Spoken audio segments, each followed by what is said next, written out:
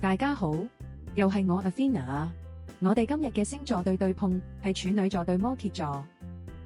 當兩位土象星座相遇，處女細膩謹慎，摩羯踏實堅定。佢哋可能唔擅長講甜言蜜語，亦唔會張揚同埋高調，但喺無聲嘅默契入面，早已經悄悄種下長久同行嘅種子。呢段關係究竟係悶蛋聯盟，定係最可靠嘅長線拍檔呢？喺成為情侶之前，佢哋幾乎唔會一見鍾情，但相處耐咗就好容易日久生情。匹配度78分。處女內斂細膩，摩羯踏實深情，兩個人都唔擅長表白，但就會用實際行動去默默守護對方。呢段感情可能冇乜轟轟烈烈嘅浪漫場面，但卻有種細水長流嘅真摯。當兩個人漸漸熟絡起嚟，深入了解之後，就會悄悄編織出一場低調但穩固嘅愛情故事。作為朋友嘅時候，佢哋可以話係無聲勝有聲，踏實又可靠。投契度82分。處女注重細節，摩羯着眼大局。佢哋嘅友誼唔係靠熱情維繫，而係喺默契之中自然建立起嚟。雖然佢哋唔多言語交流，但總係可以分工明確，互相補位。處女可以留意到摩羯未察覺嘅細節，摩羯就會用實際行動為處女提供實質嘅支持。呢段友情可能唔算係一種既輕鬆又無壓力嘅類型，但卻擁有穩定長久嘅互信同埋實用價值，係可以並肩同行好多年嘅夥伴關係。要係喺職場相遇，處女同摩羯嘅默契可以話係非常合拍，係一對高生產力、高效益嘅組合。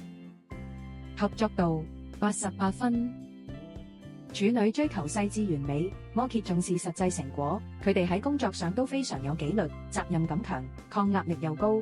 只要分工得宜，處女可以專注流程同埋品質嘅把關，摩羯就負責規劃方向同維持進度。呢個組合幾乎可以話係無懈可擊。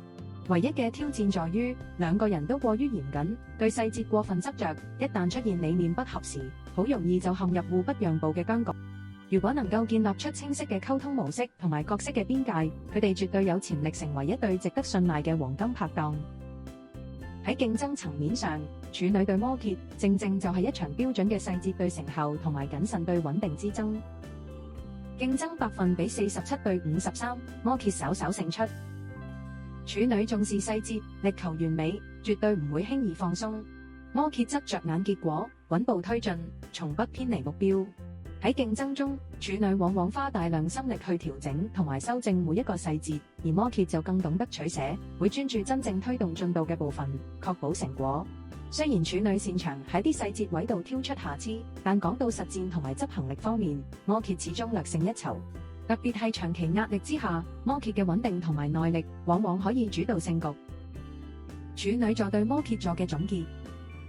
處女同摩羯或許唔太擅長表達情感，但佢哋喺相處之中所建立嘅係一種無聲但堅實嘅默契。